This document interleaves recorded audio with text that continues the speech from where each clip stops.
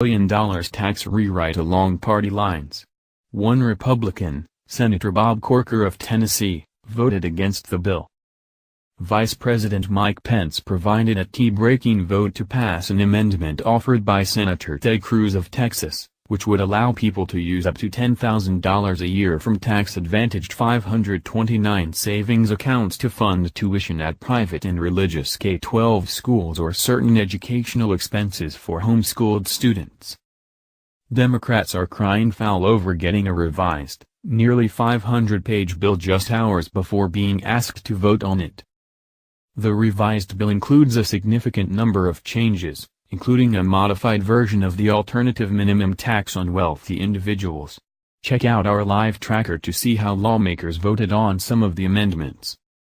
The Senate rejected an amendment offered by Senators Marco Rubio of Florida and Mike Lee of Utah, both Republicans, that would have increased the child tax credit for low-income families and pay for it by nudging up the corporate tax rate. Continue reading the main story. The Congressional Budget Office released a truncated estimate late Friday for the revised Senate tax bill, finding it would amount to a tax cut of just under $1.5 trillion over 10 years. That finding enables the bill to pass under Senate rules for the budget reconciliation process. Republicans pass Senate bill. The Senate passed the Republicans' sweeping tax overhaul with several holdouts throwing their support behind the bill.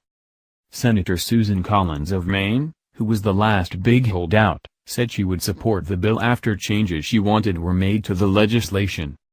Mr. Corker voted against the bill, the only Republican senator to object to the legislation.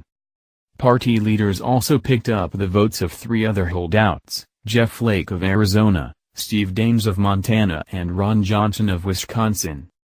Senator Mitch McConnell of Kentucky, the majority leader, and Senator John Cornyn of Texas, the number 2 Senate Republican, said on Friday morning that Republicans had the 50 votes they need to pass the tax bill. Republicans appeared increasingly confident as they milled into the Senate's ornate Strom Thurmond room to hash out the remaining details of a tax bill that has been a moving target. Among the changes Ms. Collins secured was adding in a $10,000 property tax deduction into the Senate bill. Ms. Collins tweeted that she was delighted with the move. Mr. Corker had pushed to scale back the tax cuts in the Senate bill in the wake of a report from the Congressional Joint Committee on Taxation that projected the bill would add $1 trillion to deficits over the course of a decade, even after accounting for economic growth. On Thursday night, Republicans were discussing several possibilities for changing the bill to address deficit concerns, including gradually raising the corporate tax rate in later years. But other Republicans resisted the idea of raising taxes, and on Friday, that idea was off the table. "This is yet another tough vote," Mr. Corker said in a statement. "I am disappointed. I wanted to get to yes. But at the end of the day, I am not able to cast aside my fiscal concerns and vote for legislation that I believe, based on the information I currently have, could deepen the debt burden on future generations." President Trump sounded optimistic on Friday morning, in a tweet lauding Democrats over the bill's prospects. Democrats attacked changes made under the cover of darkness. Democrats took to the Senate floor and social media to attack Republicans over the speed of the bill and the last-minute changes being made, saying it was irresponsible to approve such significant legislation with little time to review it. Senator Chuck Schumer, Democrat of New York and the minority leader, said the Republican bill had been worsened by changes made under the cover of darkness. He added that those provisions would stuff even more money into the pockets of the wealthy and the biggest corporations while raising taxes on millions in the middle class. "We understand they have the votes to pass their bill," Mr. Schumer said, "despite a process and a product that no one can be proud of and everyone should be ashamed of." Senator Jon Tester, Democrat of Montana, called it Washington, D.C. at its worst in a video in which he held up a page of the bill with handwritten changes scribbled in the margins. "This is unbelievable, we're doing massive tax reform on an absolute incredible timeline," he said. "This is going to affect everybody in this country." Senator Claire McCaskill, Democrat of Missouri, posted a list of amendments to the bill on her Twitter account and cried foul over the fact that she got it from a lobbyist, not from her colleagues across the aisle. "None of us have seen this list, but lobbyists have it," Ms. McCaskill wrote. "Need I say more?"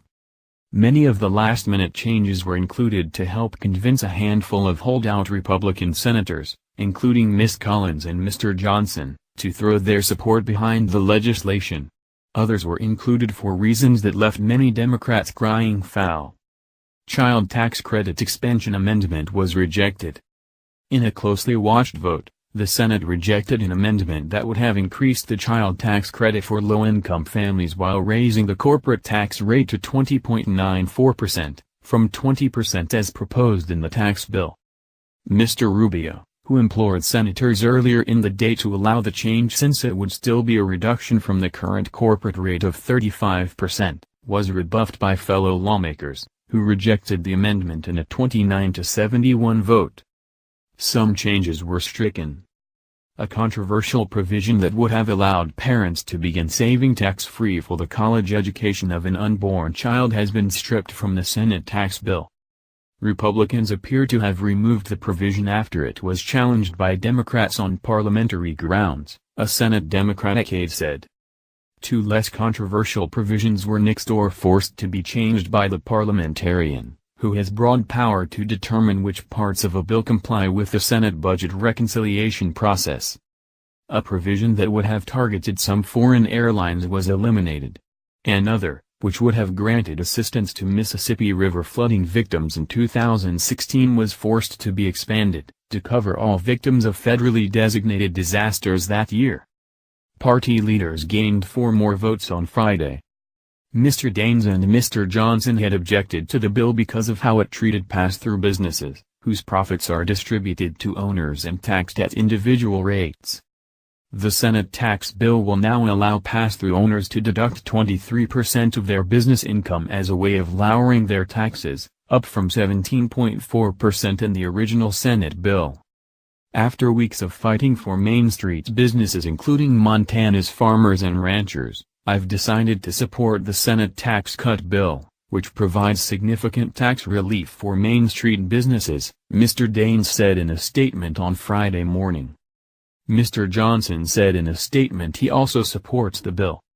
Mr. Flake, in a statement, said he would support the tax bill after getting changes to a budget gimmick and a commitment that Senate leaders and the Trump administration would work with him on a legislative solution on deferred action for childhood arrivals. Republicans are coming up with ways to pay for the changes. On Friday, Republicans rejected the idea of putting in place tax increases that would take effect some years from now, a step that would soften the deficit effects of the legislation. Larding the bill up with new tax increases would have been going the wrong direction, Mr. Cruz said. But lawmakers still need to find ways to pay for the changes being made, and congressional aides said it will likely be a combination of things including retaining the alternative minimum tax for corporations, which would raise $40 billion over a decade. Retaining a modified version of the individual AMT, which would raise $133 billion over a decade. Slightly increasing the tax rate on offshore assets under the deemed repatriation provision, which would raise $97 billion over a decade. Who gains from the tax plan? Economists face off. Republican leaders say their proposals will fuel investment and job creation. Critics say that the rich are the beneficiaries and that debt will weigh on growth. We asked 2 economists, one from each side, to make their cases. This bill has been promoted as a boon for the middle class. Does it fulfill that promise? Douglas Holtz-Eakin. Capital accumulation, productivity growth and living better, that is the case for tax reform. It would be an easier political sale if there were a straight line from the policy to the prosperity, which is why the left prefers programs that write checks. But the logic is sound, the evidence conclusive, and the case for tax reform helping the middle class impeccable. Kimberly A. Clausing. This tax bill is not about workers. It is about giving shareholders and businesses lower taxes and merely hoping benefits will trickle down.